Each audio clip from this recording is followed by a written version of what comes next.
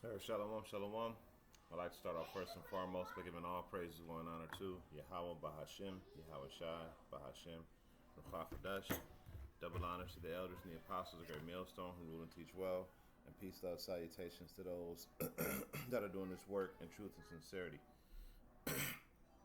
This is your brother Nathaniel from the gym. Is Camp Atlanta coming back at you through the spirit with another lesson. I pray and hope this lesson is edifying. Now we're going into this video here, and this guy, be quiet. This guy, I can't remember his name, but man, he be going in on Europeans, right, and their history, their wicked history, right, and so we're gonna play this.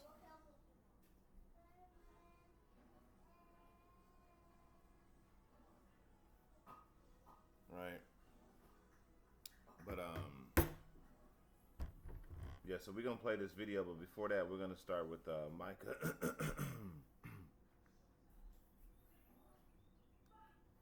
We're gonna go to Micah 2:2.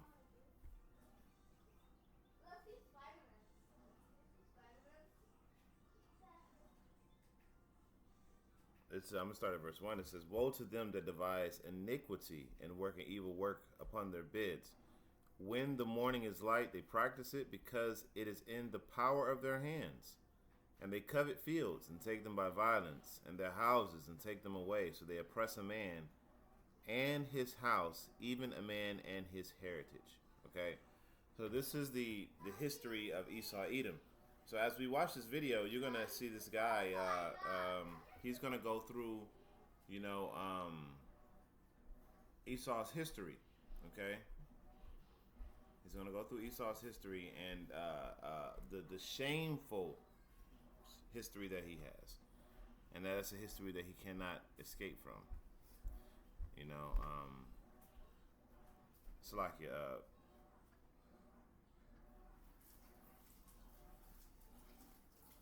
No, that's not what I two or two. Yeah. So I'm gonna continue this because they're trying to hide their wickedness, and I just realized that this precept goes into that. They're trying to hide their wickedness, and it says, "Therefore, thus saith the Lord." This is verse 3. "Therefore, thus saith the Lord: Behold, against this family I devise an evil, from which ye should not remove your necks, neither shall you go haughtily, for the time is evil." So, hey, they not getting out of this. Okay, you're not removing your necks, and this is why you can't hide yourselves from this, from what's happening. You can't hide yourself from it. You can't escape it. There's no escape. Okay, and right before the Lord brings you down, what is He doing? He's revealing you. So without further ado, let's listen to this man speak. This can't turn back. That's the punchline. The prophecy, the panic they keep trying to smother with another Netflix show, another museum wing, another apology so fake it drips like candle wax over a corpse. They built an entire identity on forward motion, ships leaving ports, boots trampling soil, treaties written with poison ink, science as cover for theft. But now that momentum has carried them right off a cliff. There's no way to slam the brakes. The ship has no rudder. The boots are sinking in the mud. The treaties are being dug up and itemized, and their science can't explain why everyone else on Earth has decided no. You don't get to keep doing this. You can see it in their eyes. The frantic calculation, the sudden nostalgia. For centuries they romanticize, because those centuries protected them. But the minute you make the world live off lies, and then the lies run out, there is no reverse gear. You can't turn back to 1492, or 1884, or 1914, or even 1994. You can't rebrand colonialism as philanthropy again. Can't repackage extraction as globalization again. The algorithm has caught up. The archives are digitized. The bodies they tried to disappear have names now. Their stories are louder than BBC English, louder than every marble hall they thought would echo forever. And that's the terror, isn't it? For 500 years they moved forward. Because the alternative, turning back, would mean looking at the trail of plague, bones, amputations, famines, and orphaned continents behind them. But now that trail has come alive. Africa, the Caribbean, Asia, indigenous nations, they aren't ruins. They're mirrors. And when you look in that mirror, you can't turn back. You have to stare at the face of the thing you built. Europeans thought history was a straight line, but now they're learning that history is a circle. And it's tightening like a noose. There is no pause, no detour, no rerun of empire. You wanted modernity. You got it. And modernity remembers everything. You wanted progress. Here it is. But progress doesn't take you back to when you were untouchable. Progress drags you forward into accountability. Europeans can't turn back, because history has locked the door, snapped the key in half, and said you're gonna have to sit in this future you made until you feel every ounce of it. Cope. Now, what he said is very scriptural, so I'll read that again. When he said at the end, he said, you're going to feel every ounce of it. So when you go back to this Micah, this will make me, want to read this. It says, verse 3, it says, therefore thus saith the Lord, behold, against this family do I devise an evil from which ye shall not remove your necks. You're not, when he said the history has closed the door and snapped the key, you can't go back and change nothing. Yeah, it's over with. Okay? Because this is your legacy. Okay? It says, neither shall you go haughty, for this time is evil. All right? So this is Isaiah 28:15, right? Because they've allowed lies, to be their refuge. They've allowed their security to be the lies to be their arm and their security. Okay, and now all of those lies and everything has come out and they're found out, and there's nothing you can do. Okay, you can cry about it all you want. But it's nothing that you can do at this point. Where the damage is already done, and you've been found out for who you are. This is Isaiah 28:15. It says, because you have said we have made a covenant with death. Okay? And you made a covenant with death. This is why we have such a death style in this planet, because in this world, because, Esau, he has made a covenant with death, and he has brought death into the world in mass, okay? In ways that have been unfathomable in the past. In the past, there'll be wars, there'll be, altercations and things of that nature. There would be that, right? But never nuclear bombs, never AR-15s or those type of weapons that do that type of destruction and create that type of death. That has never been a time to where things like that has actually happened. The type of weaponry that Esau has created, because why? His gift was the sword. Okay, so he of course he took his sword and his gift and he honed it to the absolute max, to the maximum ability. Okay, and look at the result of it. You have a world of death. All right, and hell hell are at agreement, and with hell are we at agreement. So. Hell is the grave, and hell is also the condition, the low conditions that the people live in, the Israelites live in, and look at the condition that the people are in. Okay, every day when I wake up in the morning, I think about how this place is hell, and there's another day of this shit, man, because this place is hell, right?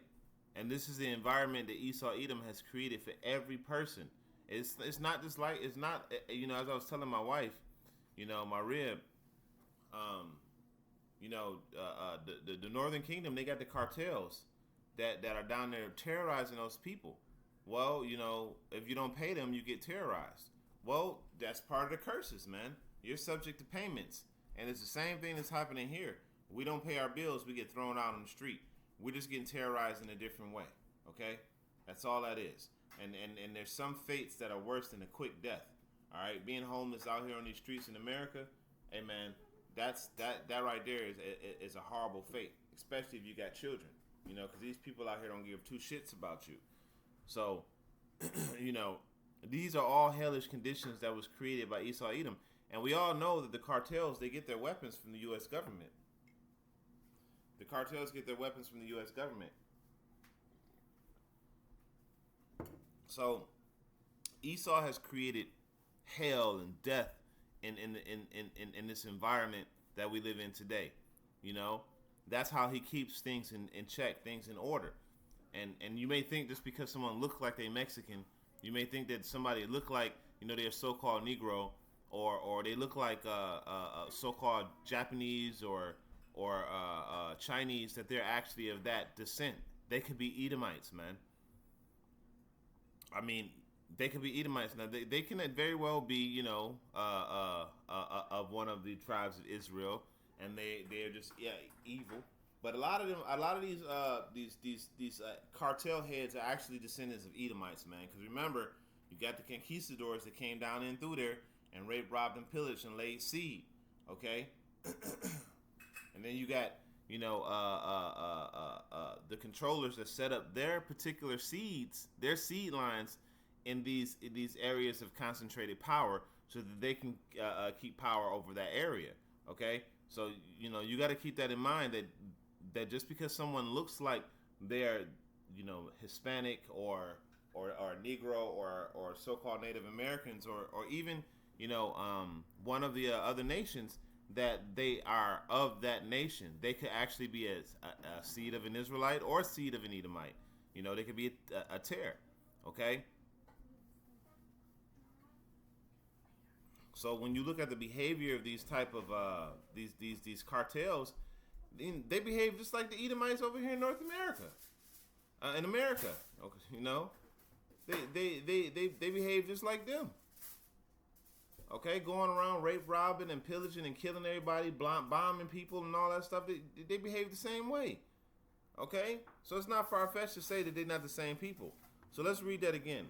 It says, because we have said we have made a covenant with death and with hell, and we are in that agreement with the overflowing scourge shall pass through, it shall not come unto us. For we have made lies our refuge. You see that? So they've been lying and deceiving, you know, for such a long time that they can't even go back on nothing. They can't change nothing. They can't adjust anything. They've been lying and being deceitful for so long that they're literally locked in the lie. Just like just like when you go to court and you get found out that you were perjuring, you perjured yourself, you've been caught lying, well, and you can't go back. Well, it's the same thing. They've been caught lying, so they can't go back. They made lies their refuge. So now what's gonna happen now? Now that they made lies their refuge and the lies aren't working no more, which they're not, what do you think they're gonna resort to? Oh, they're gonna resort to the sword. They're gonna go back to that. They're gonna resort to extreme violence. Okay? Extreme violence, because that was their original weapon, their original gift in the first place. Okay? It says, and it shall come, for we have made lies our refuge, and under falsehoods we've hid ourselves. You see that? And those same falsehoods are about to come collapsing down on you. Okay? When you go to Habakkuk or Habakkuk, when you go to Habakkuk,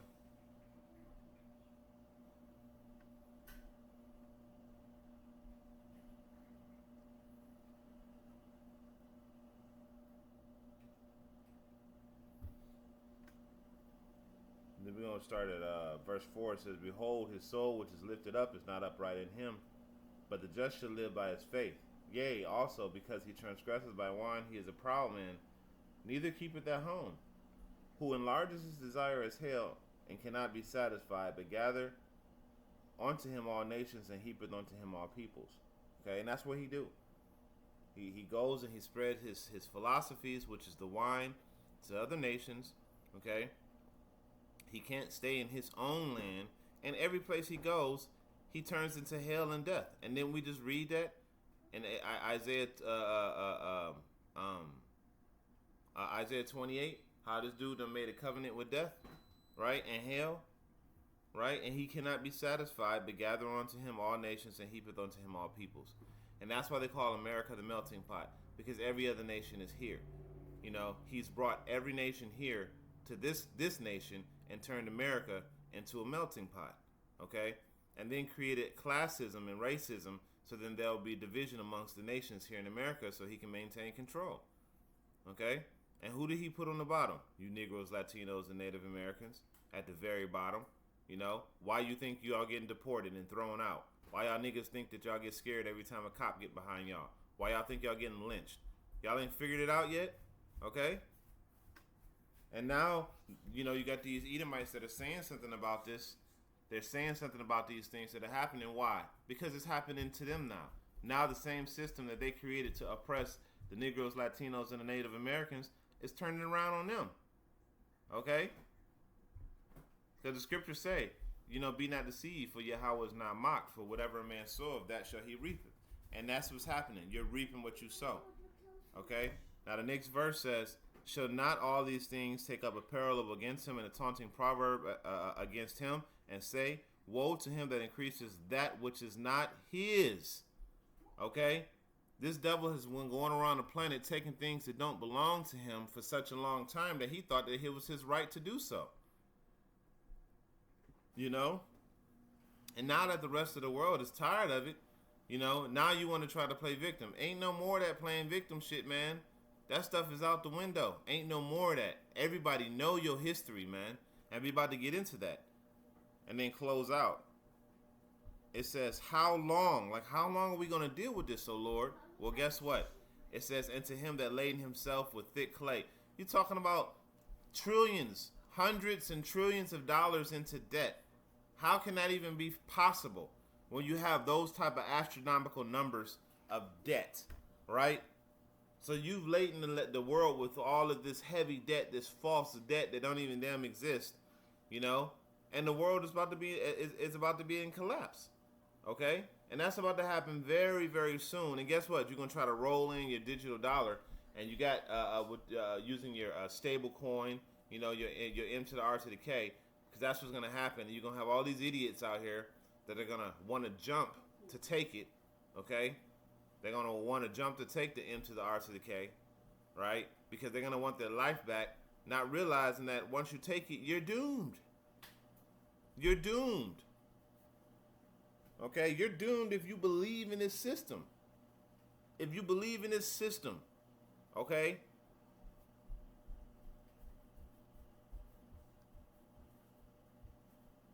So we're gonna scroll down to 16, and we're gonna start with verse 15, okay? Because this is something that Esau does. This is Habakkuk 2:15. It says, "Woe to him that give his neighbor drink, that putteth the bottle to him and maketh him also drunk, that thou mayest look upon his nakedness." You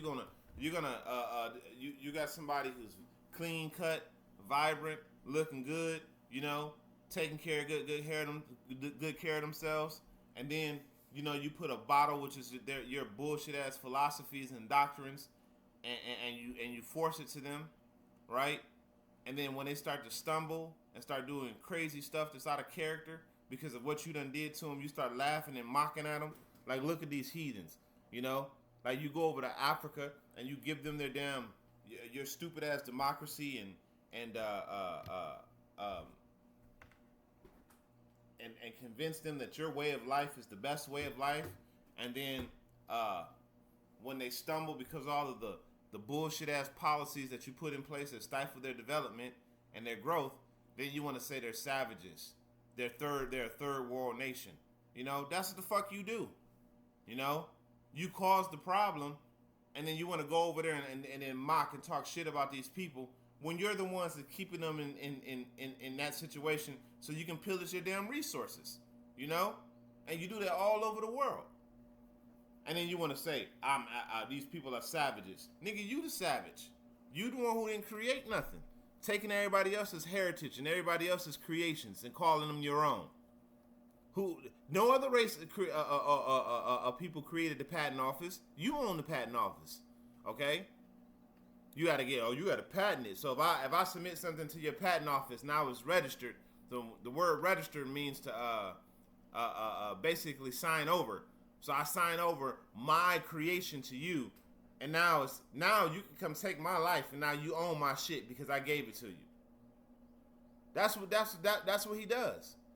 Okay? And this is the part right here, and we're going to close out on this. This is what's happening right now. This is Habakkuk 2:16. It says, "Thou art filled with shame for glory, but drink thou also, and let thy foreskin be uncovered. The cup of the Lord's right hand shall be turned unto thee, and shameful spewing shall be on thy glory." And that's exactly what's happening.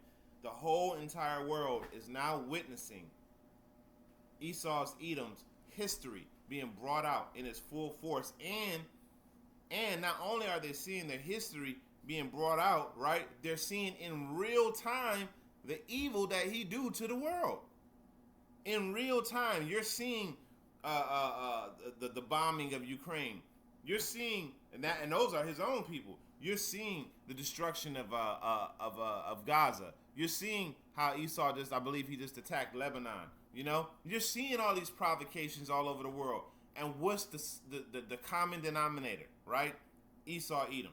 It's always him. It's always those people who are creating the problems in the earth. It's always them, okay? Don't want to leave nobody else alone, you know? It's always them. So now that their glory and their shame is being revealed, right, they want to try to play victim like they always do. But the victim card ain't working this time, okay? Y'all are being found out. Y'all have been found out, all right? So with that, I'm going to end this off by giving all praise, glory, and honor to Yahweh Ba'Shem, Yahweh Shai, Ba'Shem Rakakadash, and Shalom.